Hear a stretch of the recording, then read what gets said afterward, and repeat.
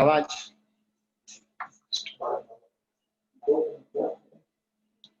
बोले श्री शंखेश्वर पार्श्वनाथ भगवान की जय।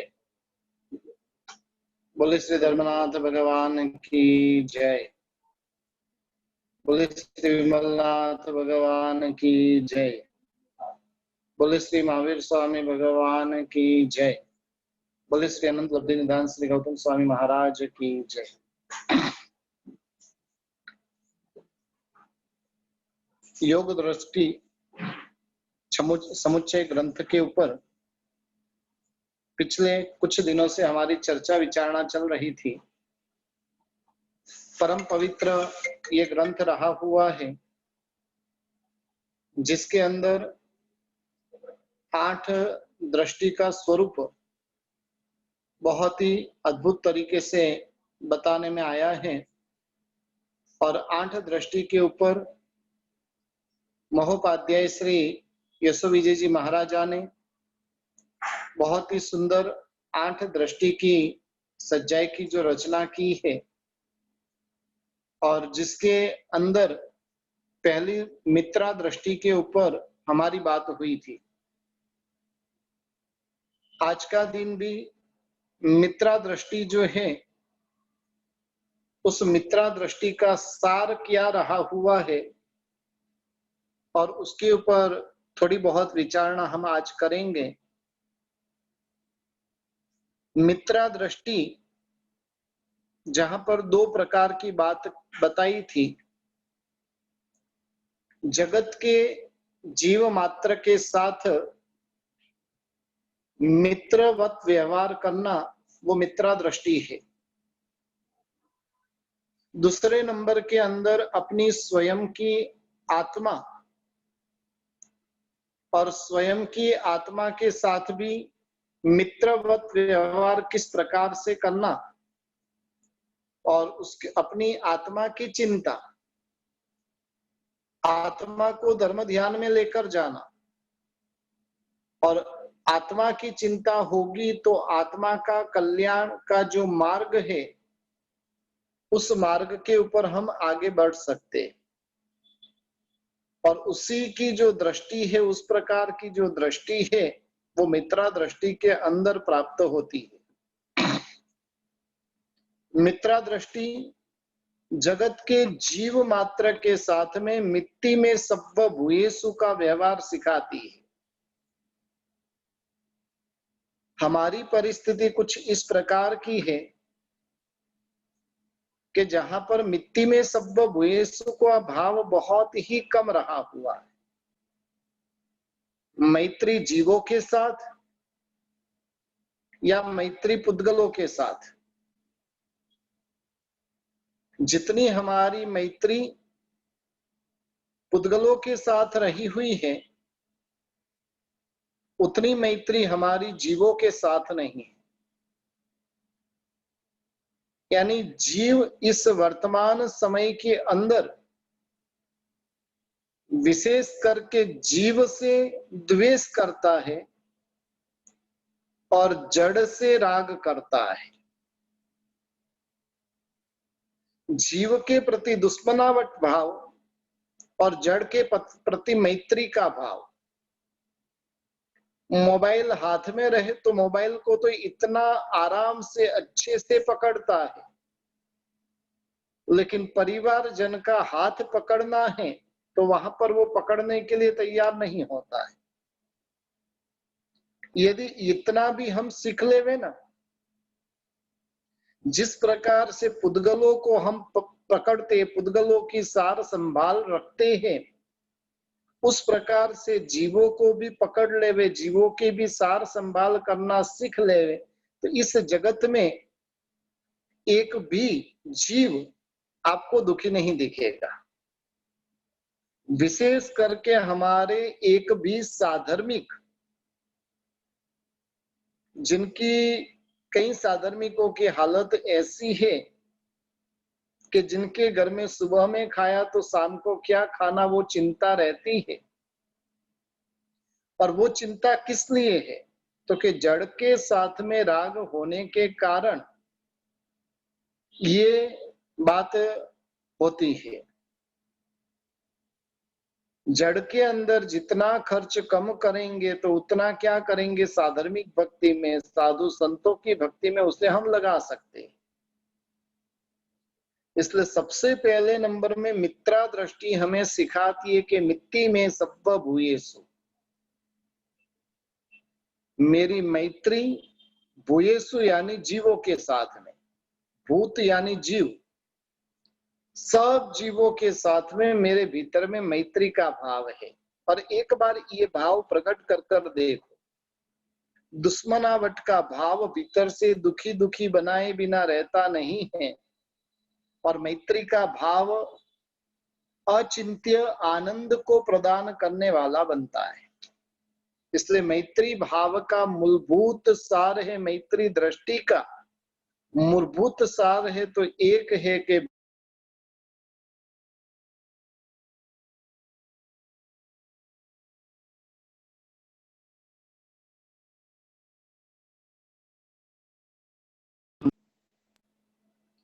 दूसरे नंबर के अंदर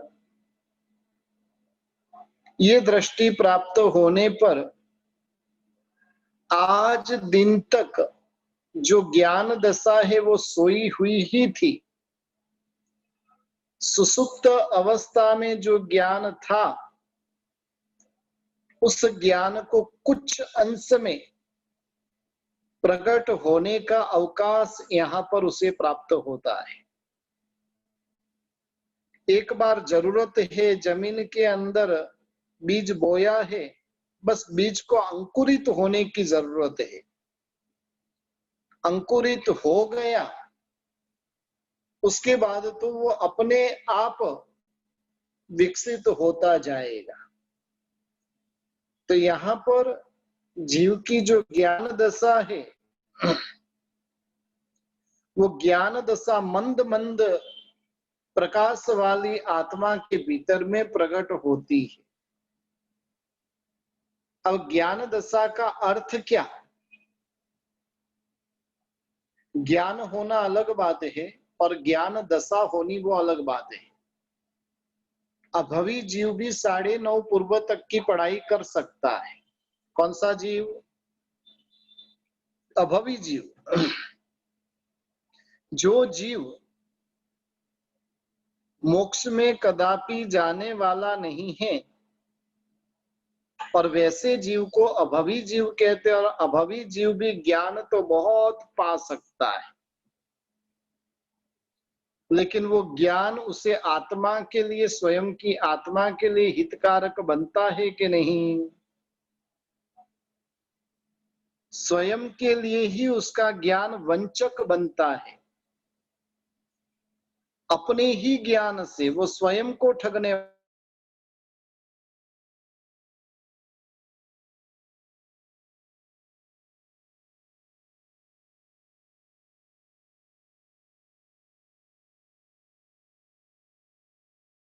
अलग बात है, ज्ञान दशा प्रकट होना वो अलग भूमिका है। हमारी ज्ञान दशा प्रकट हुई है कि नहीं? और एक बार जिसके भीतर में ज्ञान दशा प्रकट हो जाए वो जीव बस अब आत्मा के निकट में ही है। धीरे धीरे धीरे धीरे वो अपना विकास करता जाएगा और इस प्रकार से जीव के भीतर में ज्ञान दशा प्रकट होगी। यानी वो प्रतिपल जिएगा तो ज्ञान के साथ में, मरेगा तो ज्ञान के साथ, सब कुछ उसका ज्ञान के साथ है। महाविद्य क्षेत्र में भी चले गए और ज्ञान दशा नहीं है तो महाविद्य क्षेत्र भी डेंजर है। और भरत क्षेत्र में है, तीर्थंकर भले ही न हो, लेकिन ज्ञान दशा यदि भीतर में जागृत है तो भरत क्षेत्र भी हमारे लिए तरण तारणहार बन सकता है। इसलिए ज्ञान दशा भीतर में प्रकट होना बहुत जरूरी है। भीतर में ज्ञान दशा प्रकट हुई है कि अज्ञान दशा है? ज्ञान तो बहुत है, ये पूरा दिमाग भरा हुआ है, लेकिन वो ज्ञान, उसकी स्पर्शना आत्मा को होती है कि नहीं? खाली मन को होती है कि आत्मा को भी उसकी स्पर्शना होती है? मैत्री भाव की जानकारी हमारे पास में बहुत कुछ है, लेकिन जब जीवों को देखते तब भीतर में मैत्री भाव प्रकट होता है कि नहीं? किसी ने कोई गलती कर दी और उस गलती के समय के अंदर उसके प्रति मैत्री भाव जगता है। एक चीज ध्यान रखिए, गलती हमसे भी होती है और गलती सामने वाले से भी होती है। अब दोनों में अंतर कितना है? सामने वाले से जब गलती होती है तो आप क्या करते हो, और खुद से गलती होती है तो क्या करते हो? दोनों में अंतर। सामने वाले से कोई गलती हुई है तो कोई भी बात सुनने के लिए हम तैयार ही नहीं, और अपने से गलती हुई तो अपनी गलती को छुपाने का हम प्रयत्न करते। एक प्रसंग में बारंबार कहता हूं कि घर के बाहर पिता और पुत्र दातुन कर रहे थे, आपकी भाषा में ब्रश कर रहे थे, और उस समय के अंदर घर के अंदर कुछ गिरने की आवाज आई। बेटा 21-22 साल का ही था तो फटाक करके खड़ा होने गया कि भाई क्या हुआ, देखता तो हूं। पिता ने बोला बैठ जा, कुछ देखने नहीं जाना है, सब कुछ तुझे 2-5 मिनट में पता चल जाएगा। तो क्या पता चलेगा? देख, तेरी माँ से कुछ गिरा होगा तो समझना पीछे कोई आवाज आएगी नहीं, और तेरी पत्नी से कुछ गिरा होगा तो समझना कि तेरी माँ की पीछे चिल्लाने की आवाज आएगी। ये क्या बताता है? गलती खुद से भी हुई, गलती बहू से भी हुई, लेकिन एक की गलती के अंदर हम किस प्रकार से आग बबूला हो जाते, और जब वही गलती स्वयं से होती है, अरे इंसान है, गलती तो होगी ही, गलती नहीं करते तो हम भगवान बन जाते थे, और अपने आप को सही साबित करने का वहां पर प्रयत्न करेंगे। ये क्या बता रहा है कि जीवों के साथ में हमारे भीतर में मैत्री भाव नहीं। जब मैत्री भाव रहे, हाँ हो सकती है, गलती हो जाती है, कोई जानबूझकर तो तूने थोड़ी नुकसान किया है, जानबूझकर तो तूने थोड़ी ही गिराया है। जब मैत्री भाव रहे तो इस प्रकार की परिणति जगती है। अब कहिए, मैत्री भाव के बारे में जितनी जानकारी है उसकी अनुभूति हमारी कितनी? मैत्री भावना को या तो जितना भी ज्ञान है उस ज्ञान को जानकारी का ही विषय बनाया है, या अनुभूति का भी विषय बनाया है? खाली जानकारी वो बोझ के स्वरूप में रहेगी, जानकारी के साथ में अनुभव वो आनंद का विषय बनेगी। हमारा ज्ञान हमारे लिए अनुभूति का विषय है कि जानकारी का विषय है? जानकारी जहां पर होती है, उससे कोई भी घटना घटित तो होती है, उसको कोई फर्क नहीं पड़ता है। जैसे है ना, कई बार हॉस्पिटल वगैरह चलाने वाले होते हैं ना, और हॉस्पिटल के जो कार्यवाहक जो होते हैं, उनकी अवस्था को देखते तो लगता है कि इनमें मैत्री भावना पूर्ण रूप से खत्म हो चुकी है। व्यक्ति मर रहा हो तो भी उनको कोई असर होती नहीं। आप कितना भी ऊपर नीचे हो जाओ, लेकिन डॉक्टर तो क्या करेगा? आप चिल्लाते रहो, वो कोई सुनेगा ही नहीं, क्योंकि उसके लिए तो ये रूटीन है। हाँ, यानी कहने का मतलब है, जो यानी इस प्रकार से हॉस्पिटलों के डॉक्टर है, या तो हॉस्पिटलों के व्यवस्थापक है, या तो हॉस्पिटलों को चलाते हैं, उनका हृदय लगभग लगभग हम देखते हैं ना, शून्य बन चुका होता है। एक बार तो मेरे साथ में ऐसी घटना घटित हुई, 4 साल पहले की बात है। पता चला कि फलानी बीमारी है। अब अपन तो क्या सोचते, भाई कितनी भी बड़ी बीमारी रहे तो उसको जीवित रखने का प्रयास करेंगे। वहां पर कहीं के वो यानी हॉस्पिटल के कोई मुख्य थे, और उन्होंने बोला कि गुरुजी एक काम करो, इसका कोई इलाज मत करवाओ, 2-4 महीने में केस खत्म हो जाएगा, नहीं तो पूरी जिंदगी तक आपको इसको झेलते रहना पड़ेगा। कितनी निष्ठुरता! और ये निष्ठुरता कब आती है? हमारे भीतर में तो कहीं इस प्रकार की निष्ठुरता नहीं है ना। जीव मरता है, मरते हुए देखते भी हम मस्ती से बैठे हैं। इस विश्व की भयंकर दुखद घटना है, और उस घटना में भी आप चाय की चुस्कियां ले रहे हो।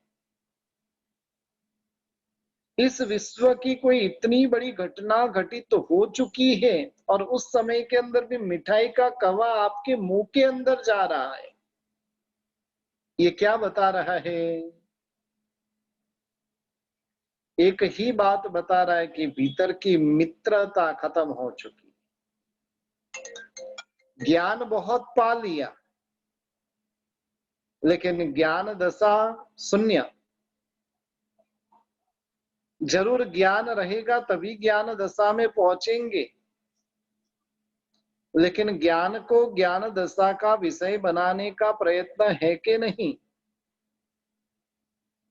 मित्रा दृष्टि हमें बहुत कुछ सिखाती है।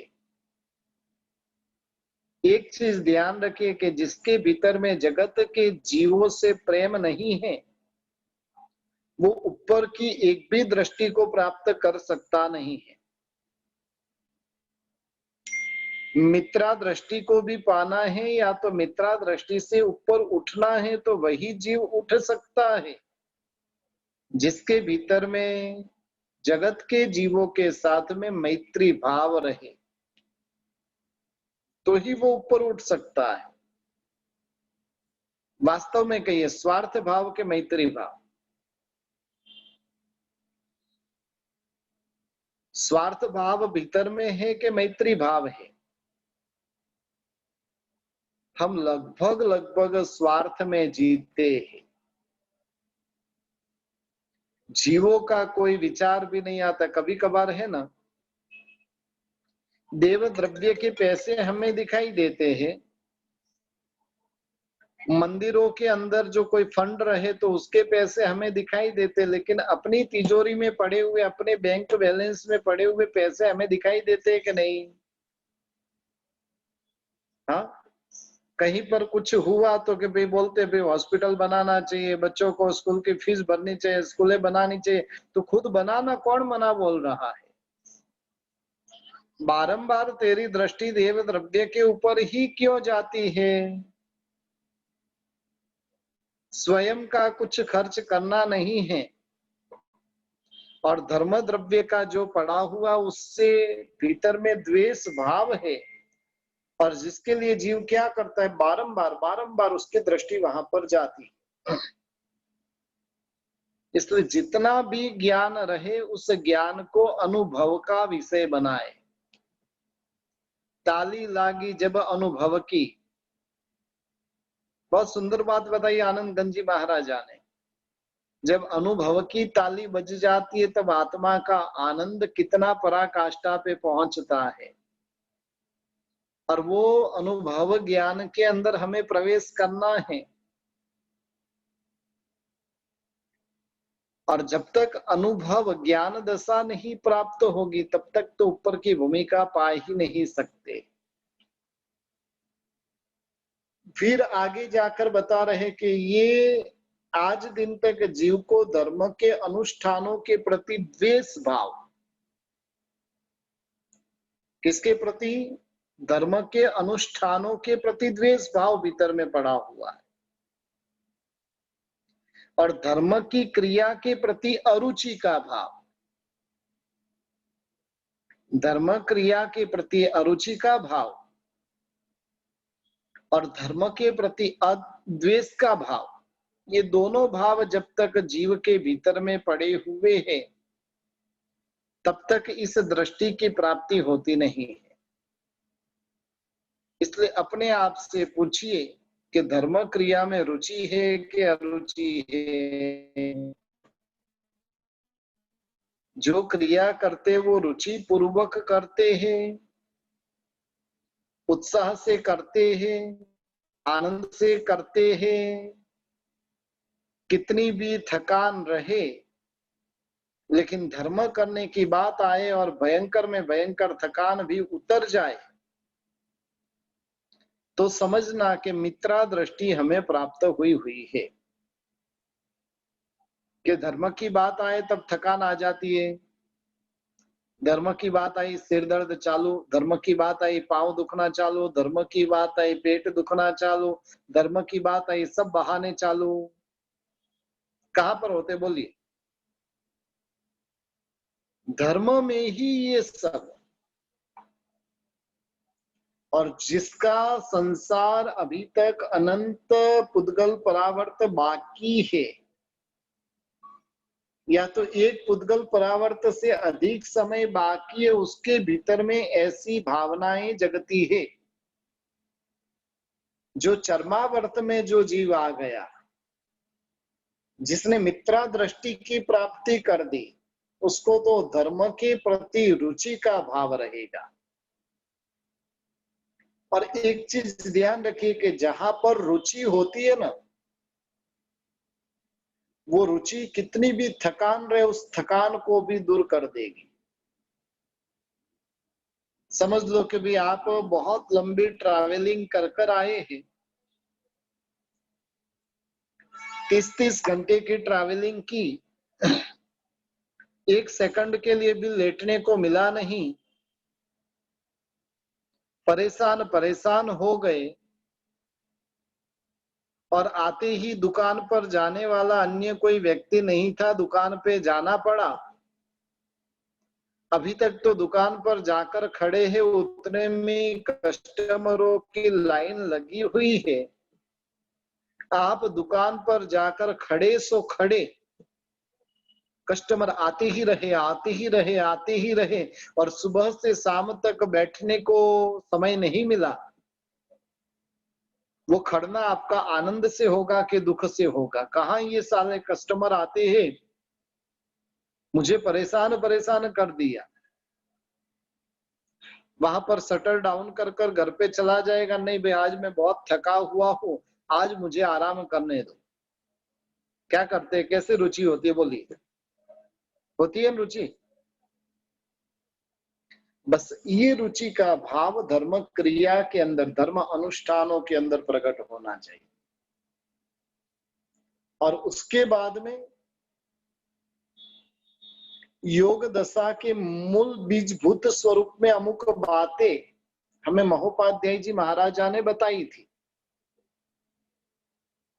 वितराग परमात्मा के प्रति का कुशल चित्त, यानी भगवान की बात जब चलती है वहां पर तो पूर्ण रूप से पवित्रता ही रहती है ना भीतर में, कि जितनी भी अपवित्रता रहे उसको यहाँ पर लाकर रखते हैं। इतना नियम कर दो कि धर्म के अंदर कभी भी राजनीति चलाएंगे नहीं। हाँ, राजनीति जहां पर होती है वहां पर धर्म नहीं, और जहां पर धर्म होता है वहां पर राजनीति नहीं। हर एक जगह पर हम क्या करते हैं? राजनीति चलाते, यानी वितराग परमात्मा के प्रति कुशल चित्त जैसे ही प्रभु का नाम आया और एकदम पवित्रता को प्राप्त कर ले, मन वचन काया उनके अंदर खो जाए, शुद्ध भाव पूर्वक उनकी भक्ति होवे। हमारी भक्ति जो होती है वो शुद्ध भाव पूर्वक होती है कि अशुद्ध भाव पूर्वक? परमात्मा की भक्ति के अंदर तो किसी भी प्रकार की मलिनता अपने भीतर में रही हुई नहीं है ना, कि वहां पर भी मलिनता रही हुई है। मंदिर जाऊंगा तो लोगों में एक मेरी इमेज बनेगी, मंदिर जाऊंगा तो लोग मुझे पहचानेंगे, मंदिर जाऊंगा तो लोग मुझे धार्मिक कहेंगे, और उसके लिए मंदिर जाना। कि ऐसी कोई भावना नहीं, बस निस्वार्थ भाव से अरिहंत मेरे उपकारी है, मेरी आत्मा का विकास यदि किसी ने किया है तो अरिहंतों ने किया, और मेरा नैष्ठिक कर्तव्य के अरिहंतों का दर्शन करना, पूजन करना, भक्ति करना, उनके लिए जो कुछ भी करना पड़े उसके लिए तैयार रहना, वो मेरा नैष्ठिक कर्तव्य है। पक्की बात? नैष्ठिक कर्तव्य न कि वहां पर अन्य कोई आशय रहता है। प्रभु के मालिक बनने में आपकी रुचि के प्रभु के सेवक बनने में? हाँ, कई लोग होते भगवान के भी मालिक बनते, प्रभु के मालिक बनने में आपको रुचि कि प्रभु के सेवक बनने में? समझ लो कि किसी ने मंदिर बनाया तो कि ये मंदिर तो हमारा ही है, भगवान तो वहां पर भी अपना मालिक की हक जताते हैं। एक चीज ध्यान रखिए, आपने बनाया, आपने अर्पण किया, फिर यह आपका है ही नहीं। ये तो प्रभु की कृपा दृष्टि थी, प्रभु ने दिया था और इसलिए हमें देने का भाव जगह, हमने बनाया। प्रभु की कृपा दृष्टि नहीं रहे तो 1 रुपया भी धर्म कार्य में हम खर्च भी नहीं सकते। यानी प्रभु, जैसे आनंद गंज जी की बात आती है ना, आनंद गंज जी महाराजा कहीं पर चातुर्मास थे, और चातुर्मास में वहां के जो ट्रस्टी रहेंगे उन्होंने कह दिया, भाई मेरे आने के बाद ही क्या करना, प्रवचन चालू होना। आनंद गंज जी ने तो चालू कर दिया, ट्रस्टी ने आके खरा खुली सुनाई, अरे भाई आनंद गंज जी तो वहां से चल पड़े। यानी गुरु भगवंतों के ऊपर भी अपना अधिकार जताने की बात करते, कितनी बड़ी विषमता है। कोई भी बात रहे तो एक चीज ध्यान रखें, माता पिता अपने पुत्रों को पूछेगी कि पुत्र माता पिता को पूछेगा? कौन किसको पूछेगा? और जिस दिन बेटे के मन में होता है कि भाई मम्मी ने तो मुझे ये पूछा ही नहीं, ऐसे ही कर दिया, पिताजी ने तो मुझे कुछ पूछा ही नहीं और ऐसे ही कर लिया, तो आप समझना कि आपके जैसा नालायक बच्चा, बेटा और कोई दुनिया में नहीं। आपके भीतर में ऐसी भावना भी जगती है तो समझना कि आपके भीतर में अभी तक योग्यता गुण प्रकट हुआ नहीं है। आप ऐसे कितने बड़े हो गए कि माता पिता को आपको पूछना पड़े? अरे आपको कुछ करना है तो माता पिता को पूछना है, माता पिता स्वतंत्र है। लेकिन फिर भी क्या करते हैं, अधिकार जताने की बात करते हैं, चेष्टा करते हैं ना। कहने का मतलब है योग के बीज के स्वरूप में सबसे पहले परमात्मा की शुद्ध तरीके से उसके भीतर में भक्ति का भाव जगेगा। दूसरे नंबर में भावाचार्यों की, उपकारी ऐसे भावाचार्यों की विशिष्ट प्रकार की सेवा,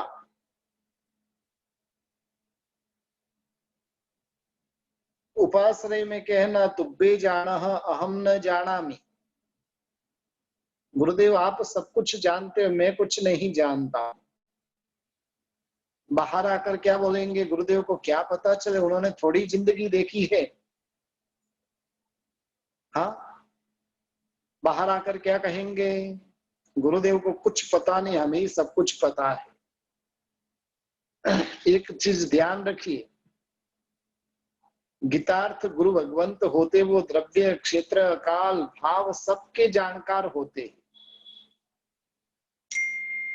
लेकिन फिर भी हम क्या करते हैं, हमारी बुद्धि को लगाने का प्रयास करते हैं। इसलिए ऐसे सदगुरु के प्रति का सेवा भक्ति व्यावच आदि का भाव भीतर में, गुरु भगवंत को देखे और सेवा का भाव भीतर में उत्पन्न होवे, होता है। वंदन का भाव प्रकट होना वो अलग बात है, और सेवा का भाव व्यावच का भाव प्रकट होना वो अलग भूमिका है।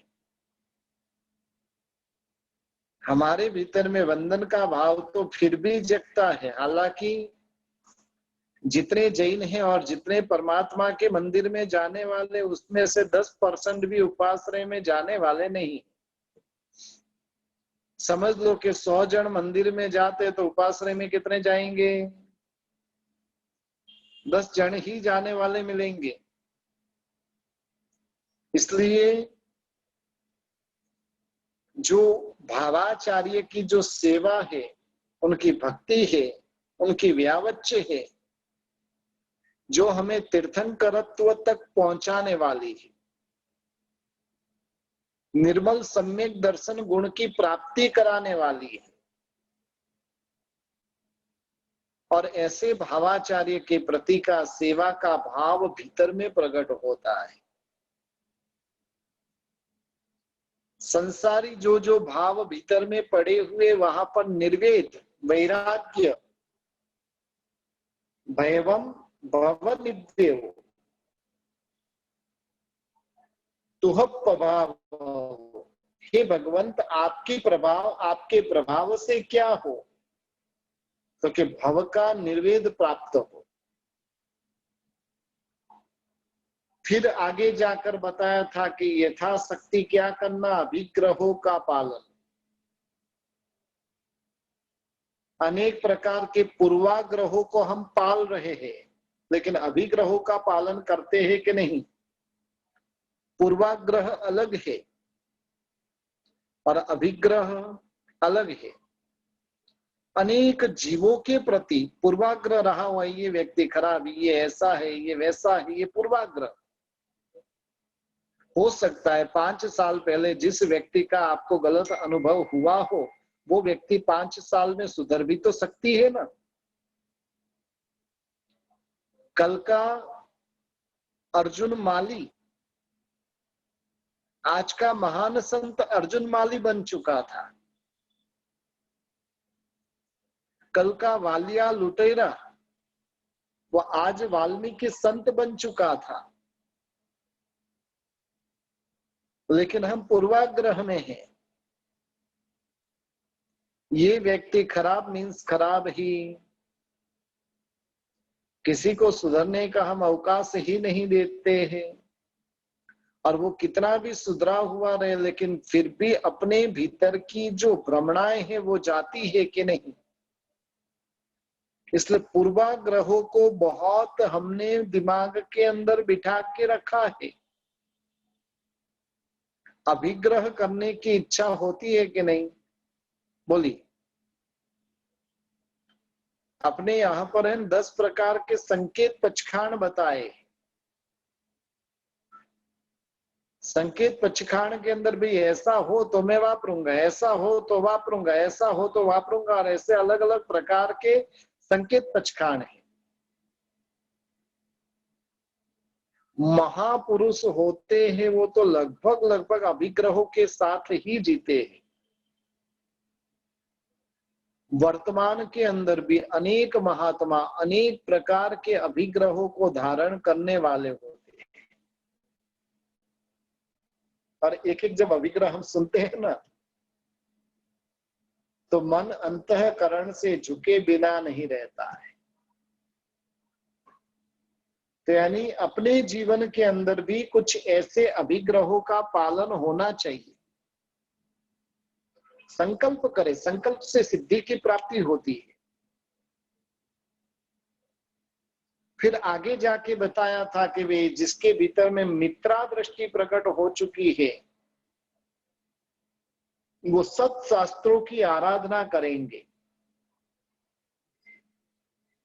सत शास्त्रों की यानी वास्तविक शास्त्र रहे हुए हैं, और ऐसे शास्त्रों की वो आराधना वगैरह करेंगे। योगी जीवों के प्रति का आदर भाव रहेगा, दुखी जीवों के प्रति का करुणा भाव रहेगा, और 3 प्रकार के अवंचक योग की प्राप्ति करने वाला बनेगा। और इस प्रकार से वो जीव धीरे धीरे सम्यक्त्व के निकट में पहुंचने का काम करता है। ये सारी भूमिका मित्रा दृष्टि के अंदर होती है। बस परसों से पर्युषण महापर्व प्रारंभ हो रहे हैं, और ऐसे महापर्व के दिनों के अंदर हमारी मित्रा दृष्टि और उसके ऊपर ऊपर उठे हुए रहे, तो ऊपर ऊपर की दृष्टि को और मजबूत करने वाले हम बने। मित्रा दृष्टि रहे तो मित्रा में से तारा में पहुंचे, तारा में है तो तारा से बला में पहुंचे। के दृष्टि का उत्तरोत्तर विकास होता है। साल भर में जो पाया है ना,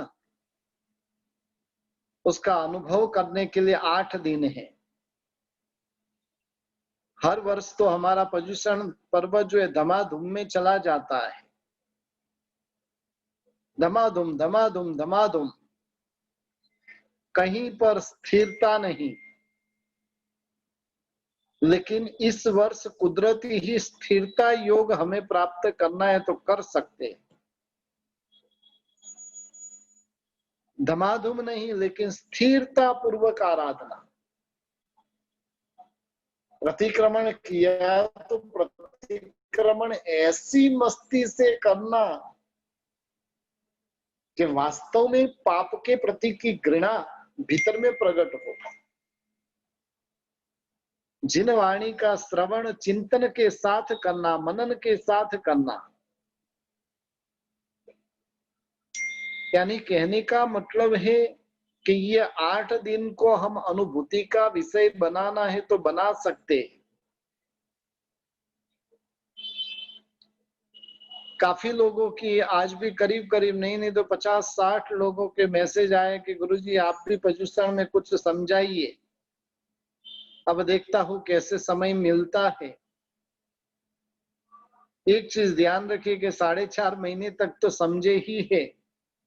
तब समझे हुए को अनुभूति का विषय हम जितना विशेष बनाए उतना अच्छा है।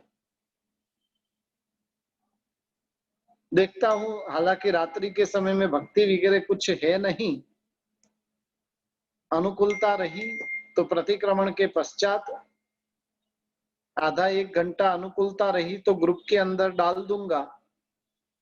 तो जिनकी अनुकूलता रहे तो जुड़िएगा, नहीं तो आत्मा में खोइएगा। आत्मा को खोना नहीं है।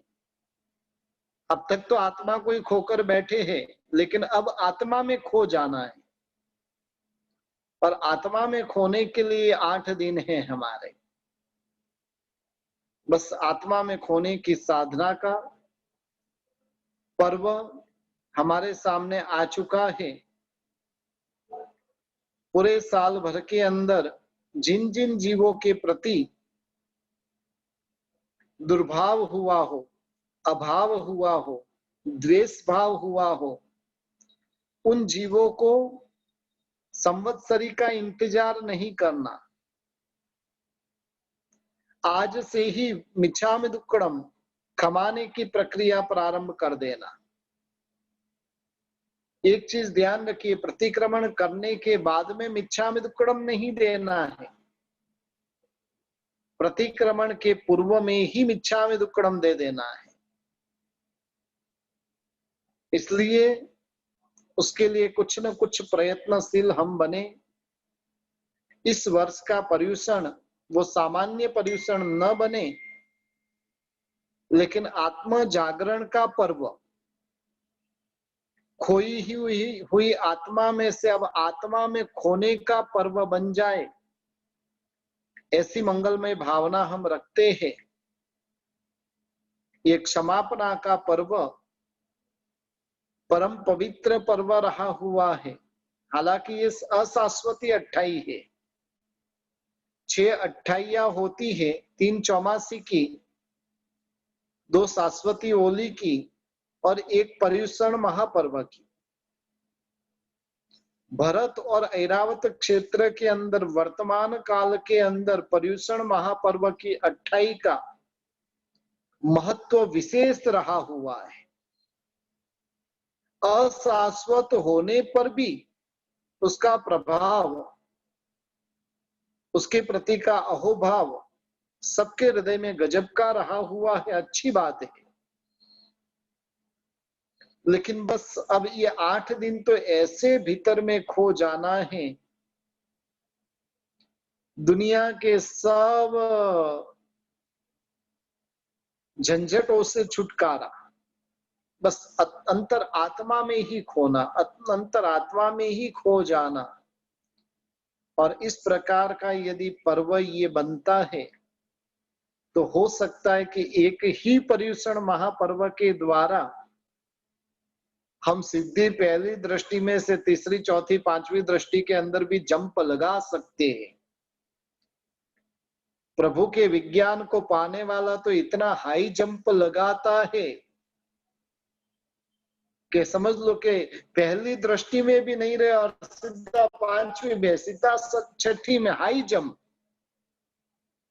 बस हमें हाई जंप लगाने के लिए परसों से एक महापर्व तीर्थ स्थानों में हमें सामने से चलकर जाना पड़ता है। महापर्व हमारे कितने उपकारक है, वो सामने से चल के आते।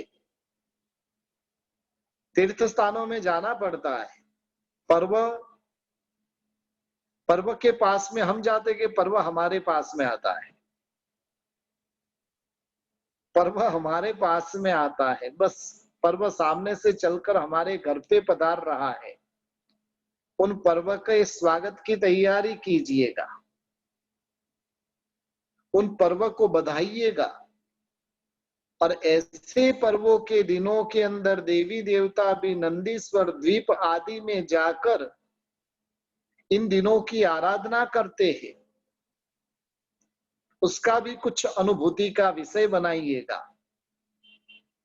बैठे बैठे ध्यान के अंदर ऐसे खो जाए कि नंदीश्वर द्वीप में होने वाला स्नात्र महोत्सव, नंदीश्वर द्वीप में होने वाली प्रभु की भक्ति और जिसकी अनुभूति हमको यहाँ पर बैठे बैठे, अपने घर पे बैठे बैठे हो। तो इस प्रकार से जो पर्व आ रहा है, उस पर्व को बधाने की हमें तैयारी करना है। कोई मेहमान, कोई विशिष्ट अतिथि आपके घर पे आने वाला रहे तो कितनी तैयारी करते हैं। बस वैसी ही तैयारी हमें पर्व को बधाने के लिए करनी है। तो इस प्रकार से मित्रा दृष्टि के बारे में पिछले 7-8 दिनों से हम देख रहे थे और कितनी पवित्र ये दृष्टि है। बस ऐसी दृष्टि का अंजन मेरी आंखों में हो जाए, मेरे हृदय पट के ऊपर हो जाए, मेरे आत्म राम के ऊपर मैत्री दृष्टि का प्रकाश गिरे, ऐसे मंगलमय भावों के साथ में आज हम यहाँ पर ही रुकते हैं। हालांकि आज दूसरी दृष्टि प्रारंभ करने का विचार था, लेकिन मैंने बोला आज चालू कर दिया तो फिर वापस पूरा होगा नहीं, वापस से बाष्पीभवन होना है। तो पर्युषण के बाद ही उस विषय को हम छेड़ेंगे। दूसरी जो दृष्टि है उस दृष्टि के ऊपर प्रकाश पर्युषण के बाद में डालेंगे। 15 मिनट का समय रहा हुआ है। जिन किसी को भी अपनी शंकाओं का कुछ समाधान करना है तो अपन समाधान